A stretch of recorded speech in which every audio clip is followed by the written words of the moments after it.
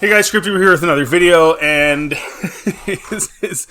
the continual confirmation of what I said right off the bat when they did this. Somehow Palpatine Return and Rise of Skywalker. The Star Wars canon just revealed a crucial part of Palpatine's secret backup plan. The Sith Eternal takes its branding seriously. Okay. For 5 years, the word somehow has been a big deal for Star Wars fans. Somehow. Poe Dameron delivered the phrase somehow Palpatine Return in The Rise of Skywalker, and since then the specifics of that return have slowly but surely been revealed. Yup. That single line, somehow Palpatine Return, for some Star Wars fans has turned into a money-making machine for Disney. And part of me thinks they did it on purpose. This should have been explained at least to a satisfactory degree in the movies, not some other medium. And whether it's The Bad Batch, whether it's Mandalorian Season 3, whether it's all these comic books, whether it's all this stuff, it's all content for them to exploit, all because of they didn't explain it in the movie. And that they didn't explain it in the movie because they didn't have a plan. So I guess they didn't do it on purpose, maybe. But now we're going to spend years and years and years and years and years trying to explain something that was stupid and never should have been in there in the first place, and diminishes Anakin's arc completely, as well as Luke's. So yay! Buying more stuff to explain the dumbness of Palpatine returning. Because the first sequel movie, 2014's The Force Awakens, took place 3 decades after Return of the Jedi, post-2014 comics and novels started to explain how the defeated Empire rebuilt into the First Order. Another non-explained thing in the movie. Buy a bunch of content, buy a bunch of comic books, watch a bunch of shows to figure out why there's a First Order. Somehow. I'm not doing it. I'm not buying your crap to figure these answers out. They're stupid. It should have been explained in the movie. Now, an ongoing comic series is pulling all those strands together in a way that makes somehow much more explicable. It's still a crappy line no matter what you do, but okay. Star Wars The Battle of Jakku Insurgency Rising 2 from Marvel Comics is continuing its post-Jedi storyline, and in doing so it's pinpointing the earliest movements of Palpatine's Sith Eternal, the sinister cult integral to his return. That's the other thing I found corny. Like he says to Rey, I'll take over your body if you destroy me. If he's got these apparent powers to stay alive after he was thrown down the Death Star shaft and his essence somehow remained alive, what does he need the Sith Eternal for? Like, if he could do stuff like that, what does he need them for? Why are they there? Because Insurgency Rising occurs just after Return of the Jedi, the story focuses on several ideas, from what Luke Skywalker is doing to the fledgling formation of the New Republic. But in Issue 2, the series dovetails with the orders the Imperial remnants receive following Palpatine's demise. Okay. Messenger droids issue orders to Imperial officials who can carry out devastating orbital bombardments on various planets. So what did Luke, Leia, and what did they do? What did Anakin do? Did they destroy the Empire? No. No, they didn't. What they did was kind of pointless. And I know some of you are going to be like, well, in the EU they did some of this stuff too, but think about it. Whether the EU did it or not, okay? Why would you choose to do that? Like, as a writer who loves Star Wars, who saw the ending of the original trilogy, why would you want to not have Palpatine be dead? Why would you want to not have the Empire destroyed? Because all you're doing by having them still around and still doing stuff, whether it's clandestine or not, is you're taking away from everything that the OT characters did. All the sacrifices the rebels made. All of that stuff. You're just taking away from it. And just lazily using the same sort of standard program you already used to continue the story. Instead of bringing in completely new villains, a completely new situation. You kind of just go along with the same sort of thing. One thing I will say, at least in the EU, it was done with more respect and made way more sense. Like, the Disney version of this is so bad that now we're years after these films have come out, and we're still looking for answers to very, very basic questions. So their version of it is atrocious. But that doesn't mean I'm a huge fan of the EU version of that either. There are things in the EU I like, but I do wish they would have went in another direction, both Disney and the EU, from sort of the standard Empire versus Rebels, Palpatine still around. Because again, I just feel like it takes away from the OT, and everything should be focused on honoring the OT, in my opinion. Everything. The prequel should have too, and they didn't honor it enough, as far as I'm concerned. They're okay, but they didn't honor it enough. They certainly honored it better than Disney, of course, but they didn't honor it enough, as far as I'm concerned. And secondary is making sure you honor the prequels. The OT can't honor the prequels because the OT came before it. So the secondary would be the prequels. Disney seems to want to just take a dump on both. That's what they've been doing with the lore, and whether it's the Acolyte or whether it's the sequel trilogy and what it did to the OT and stuff like that, did to Luke. So yeah, again, this is just, I'm not buying 15 comic books to figure out the answers to these basic questions. You could have taken care of, like, bringing back Palpatine was really stupid, but you could have taken care of it with a little bit of expository in like 2 minutes. Why wouldn't Ben just be like, when he finally sees him, be like, how are you here? And then he could just give him the explanation. Or and if Palpatine was like, gives him some vague explanation, he could be like, tell me or I'm going to kill you right now. Because at that point, Palpatine was powerless, right? Even though somehow, soon after that, he's able to suck all their life essence out of them, despite the fact that he literally has no power. It's such a mess. But yeah, they could have taken care of that very easily. You could have said, listen, I want to know exactly how you're still here, or I'm going to run you through. Whatever. They could have figured out a way to have it at least explained to a reasonably satisfactory level. You didn't have to get every single detail, but a reasonably satisfactory level. While this moment first featured in the 2017 game Star Wars Battlefront 2, was referenced by Migs Mayfield in The Mandalorian Season 2, and exists in other comics and novels, Insurgency Number 2 ties all these scenes together, referencing a variety of canonical elements spanning from the 2015 novel Aftermath to the mobile game Star Wars Uprising. Like, you're using mobile games now?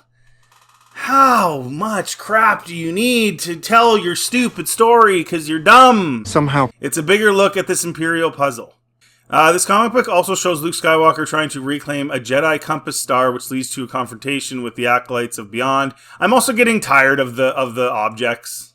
I'm getting tired of it. The appeal of Star Wars, forget the backdrop and everything else. All this stuff is cool. The Star Wars stuff is cool. The lightsabers, all that stuff, the ships. It was the characters. That's what everybody loved. That's why when Luke Skywalker got destroyed, it made Solo bomb and Rise of Skywalker make hardly any money. Because we loved the characters. We loved Luke Skywalker. We love Han. We love Leia. Chewie. 3PO. R2. Even Vader. Right? He was the coolest villain. So that's what drove the brand. Not compass stars and wayfinders and daggers and even holocrons. None of that stuff was in George's version of Star Wars. None of it. And I'm not saying you can't have some of it. I don't totally, I liked Fallen Order, and I thought it was pretty good, and the holocron's fine, but it's just too much stuff, and like lightsabers appearing out of nowhere with stories of another time, and it's just this object obsession in Star Wars for a long time now. Even going back to the Clone Wars. It's too much. Like, make it about the characters. And that's the other thing too, even in the Clone Wars, like they made it about explaining things in the prequels. And then there's objects and stuff. Make it about the characters. Yes, I understand, the Ahsoka and Anakin stuff and stuff. There is a lot of that too. Don't get me wrong.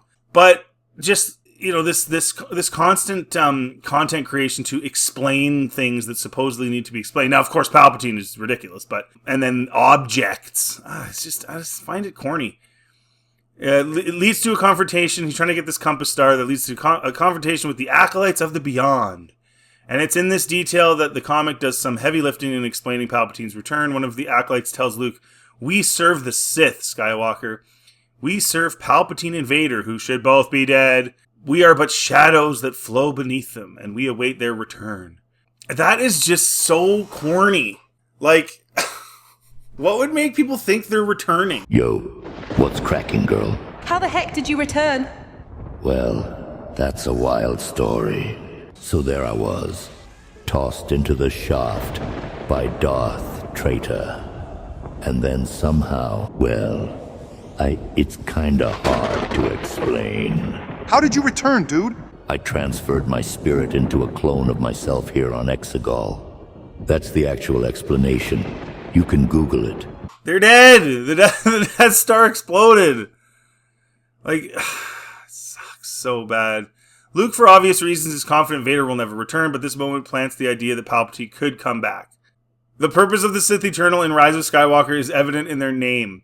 They want the Sith to live forever, which is exactly what Palpatine has been scheming with his clones and genetic offshoots like Rey. But then Rey somehow, even though her dad is like a failed clone, ended up being like knowing the Force and being like the most powerful Force user ever. It doesn't make any sense. None of it makes sense. And they're going to just do constant content to try and make people think that it's going to make sense. And I don't think it's ever going to make sense. Neither the Acolytes nor Palpatine could have foreseen exactly how this would play out. But one crucial detail of how Palpatine returned is now clear. Just by somebody saying we serve the Sith, Palpatine's consciousness has been floating around in a Sauron-esque state at this point, perhaps even inhabiting an early clone body or similar receptacle.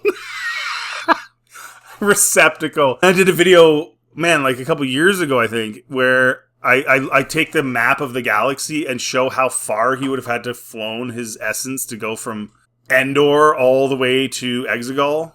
It's like his essence was traveling at like some crazy speed. I can't remember what it was, and flying like a bazillion miles a minute to get, like, it's just so stupid. I can't believe anyone would accept this. I don't care how much you love Star Wars. Like, this is totally ridiculous and unacceptable. It's funny, but it's dumb. Vader, are we good? Is this a bit you're doing? Vader!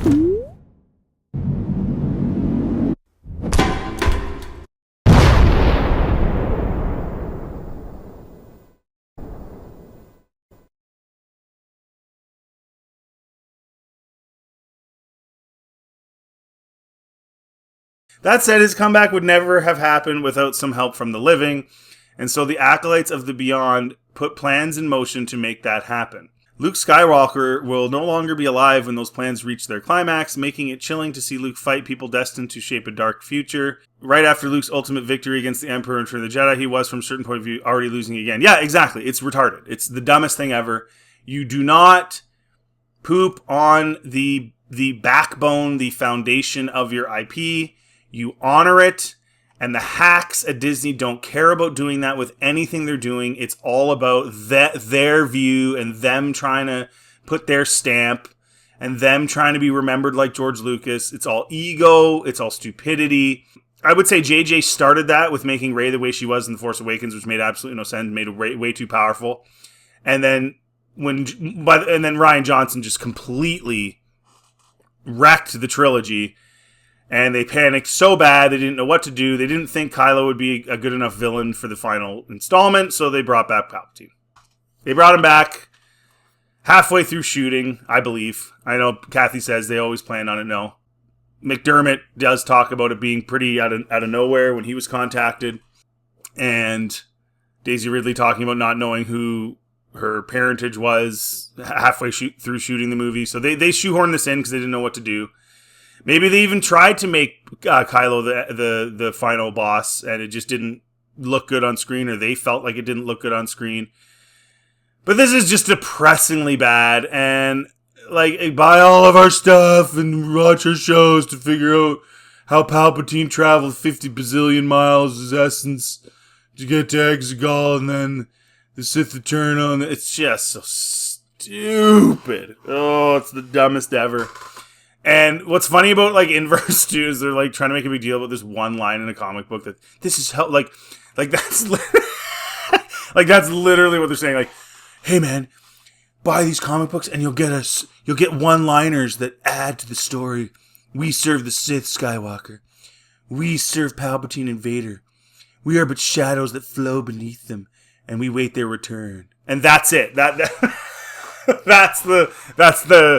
the aid to the explanation. It's just so stupid. Star Wars has become a literal caricature of itself. It's such a joke. Oh, and then at the end of the article admitting that, yeah, he's already losing. Like, what a waste of time. Why did you even bother doing any of it? You should have just stayed on Tatooine and farmed. Or you should just join the Empire and been a pilot. What a waste of time. Luke's entire arc is pointless. Way to go, Star Wars. You did it. Anyways, guys, let me know what you think in the comment section. As usual, if you like this video, please like and subscribe. Always helps the channel. Feel free to check out anything else on my channel. Have yourselves a really good day.